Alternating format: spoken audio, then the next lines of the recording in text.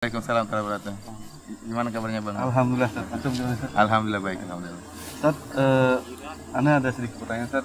Mungkin Antum bisa berikan kalau penjelasan kepada Ana yang berhubungan dengan tawakal, Ustaz. Artinya ada tawakal dan ada ikhtiar, Ustaz. Bagaimana, apakah ini harus mana duluan, apakah berikhtiar duluan baru tawakal atau bagaimana, Ustaz? Pertanyaan yang baik Bang Dung. Sebenarnya ikhtiar dan tawakal dua perkara yang tidak bisa dibeda-bedakan. Adapun persangkaan orang yang menyatakan atau menyangka bahwasanya tawakal sendiri, ikhtiar sendiri, ini merupakan persangkaan yang keliru. Karena sebenarnya ikhtiar atau dalam bahasa kita usaha, ya, kita bahasakan dengan ikhtiar, usaha itu merupakan bagian dari tawakal. Jadi tawakal itu terdiri atas dua rukun. Yang pertama adalah berdoa, menyerahkan urusan kepada Allah dengan berdoa kepada Allah. Yang kedua usaha. Tidak dikatakan tawakal kecuali menggabungkan dua perkara ini. Jadi jangan dibayangkan bahwasanya tawakal sendiri, ikhtiar sendiri. Ini cara menggambarkan yang keliru. Tawakal dan ikhtiar ikhtiar dan menyerahkan urusan kepada Allah, berdoa kepada Allah. Inilah dua rukun, inilah merupakan bagian daripada tawakal. Oleh karenanya kita lihat Nabi SAW tidak pernah memisahkan antara berusaha dan berdoa. Contohnya seperti hadis Nabi SAW, ihris ala ma yanfa'uk wasta'in billah. Kata Nabi SAW, semangatlah engkau dalam meraih apa yang bermanfaat bagi engkau, baik urusan dunia maupun urusan agama. Bersemangat, kata Nabi. Kemudian kata Nabi SAW, wasta'in billah, dan mintalah pertolongan dari Allah Subhanahu Wa Taala. Di sini Rasulullah SAW menggunakan kalimat waw. Waw dalam bahasa Arab artinya dan, artinya tergabungkan antara usaha dan berdoa, isti'anah kepada Allah dan usaha. Contohnya juga tatkala ada seorang sahabat menemui Nabi SAW, kemudian sahabat tersebut meletakkan ontanya di luar masjid. Kemudian dia mengatakan, ya Rasulullah, utlikuha wa atawakkal ala Allah. Ya Rasulullah, aku lepaskan onta ini kemudian aku bertawakal kepada Allah. Kata Rasulullah SAW, la, salah, bukan demikian. Iqilha wa tawakkal ala Allah.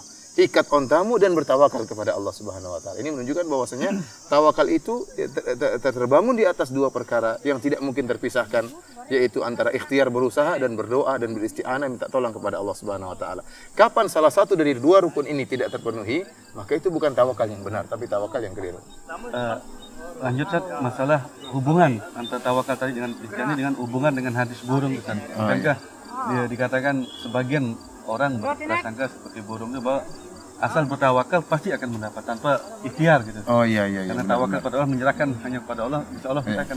Ya, artinya sebagian orang mengatakan kita kalau tidak dapat rezeki karena kurang yakin kepada Allah. Tapi kalau kita yakin seperti burung, maka Allah akan berikan rezeki kepada kita. Itu hadis yang masyhur.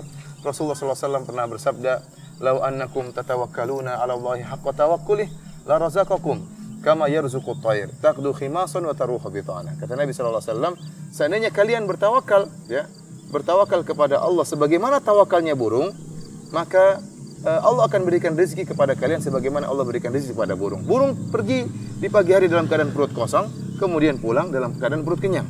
Justru hadis ini membantah pemahaman seperti demikian. Karena Rasulullah SAW mengatakan kalau kalian bertawakal sebagaimana burung. Lihatlah burung, bagaimana tawakalnya burung? Burung apakah dia cuma hinggap di pohon tidak pergi? Dia pergi, bahkan dia bangun di pagi hari, bahkan sebelum subuh dia sudah lincah meloncat dari satu ranting ke ranting yang lain. Kemudian kita tatkala keluar ingin sholat subuh, kita sudah mendengar siulan-siulan burung, cerianya burung. Kemudian dia di pagi hari dia berterbang mungkin puluhan kilometer. Lihat bagaimana ikhtiarnya burung. Ya, justru sebenarnya hadis ini bantahan kepada mereka. Karena burung luar biasa. Burung bukanlah manusia.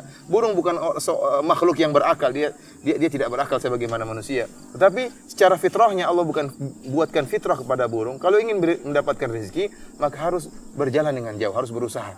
Maka burung pun terbang dengan jarak yang puluhan kilometer dalam keadaan perut kosong. Dia merasa punya tanggung jawab terhadap anak-anaknya. Kemudian dia pergi begitu jauh. Tatkala dia pulang, dia sudah membawa rezeki buat dirinya, dia sudah kenyang dan dia juga bawa rezeki buat anak-anaknya. Ini tawakal yang benar seperti ini. Lantas bagaimana orang berdalil dengan hadis ini di sebuah hari kemudian tidak bangun, hanya kemudian di rumah saja tidur pagi dia harusnya malu sama burung. Burung yang tidak berakal saja secara fitrahnya tahu bahwasanya orang kalau sesuatu kalau ingin dapat rezeki maka harus berusaha.